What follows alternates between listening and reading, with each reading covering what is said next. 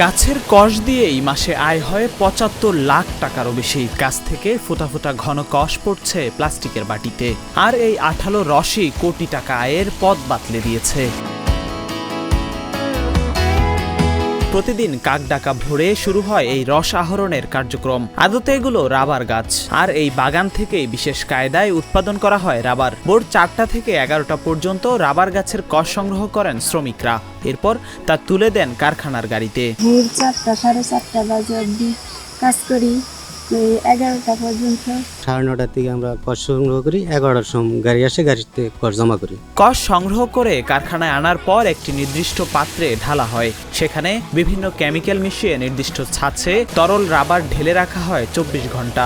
Rubber জমাট বাঁধলে কাটার machine কিংবা কাঁচি দিয়ে কেটে রোদে শুকাতে দেয়া হয়। প্রথমে আমরা কষটা ট্যাঙ্কির মধ্যে ঢালবো, ঢালার পরে সিট দিয়ে এই করবো, আমরা মনে করো মিক্সার করব, করার পরে আমরা প্লেন সিট বসাবার পরে আমরা ২৪ ঘন্টার পরে এই কাটার মেশিনে আনবো, ওটা কেসি দিয়ে কাটার পরে ট্যাঙ্কির মধ্যে রাখবো, তারপরে আমরা মেশিনে দিব। মেশিনে দেওয়ার পরে ভালো করে দ্রুত করে হ্যাঙ্গারে আমরা নিসবো। ময়মনসিংহ জেলা শহর থেকে ৪০ কিলোমিটার দূরে শালবন বিহারের আওতাধীন ফুলবাড়িয়া উপজেলার সন্তোষপুর রাবার বাগান। সবুজের সমারোহে দৃষ্টিনন্দন সবুজে ঘেরা ১০৭৬ একর জমির উপর এই রাবার বাগানটি। বিশ্বের তৃতীয় বৃহত্তম শালবন হিসেবেও পরিচিত এই বাগান।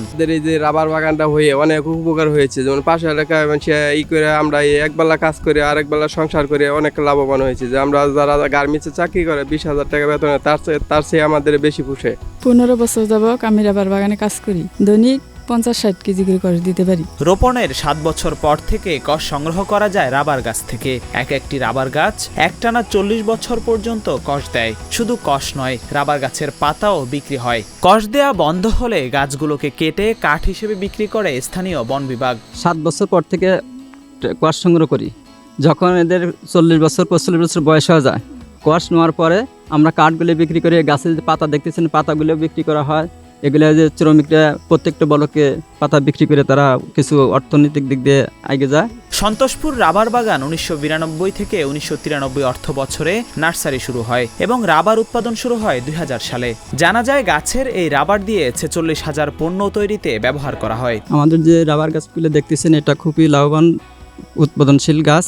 এই গাছ থেকে আমরা কষ সংগ্রহ করার পর যে যখন গাছের আয় কমে আসে, তখন আমরা গাছটা কাঠ হিসেবে বিক্রি করি। ২০২২ ও ২৩ অর্থ বছরে এই বাগান থেকে ১৩১ টন রাবার উৎপাদন হয়েছে বলে জানায় বন কর্মকর্তা হারুনুর রশিদ। ময়মনসিংহের প্রত্যন্ত অঞ্চল হওয়ায় গ্রামীণ দরিদ্র মানুষের কর্মসংস্থানের ব্যবস্থা হয়েছে এই বাগানে। গত অর্থ বছর আমাদের এই বাগান থেকে ১৩১ টনের উপরে রাবার উৎপাদন হয়েছে।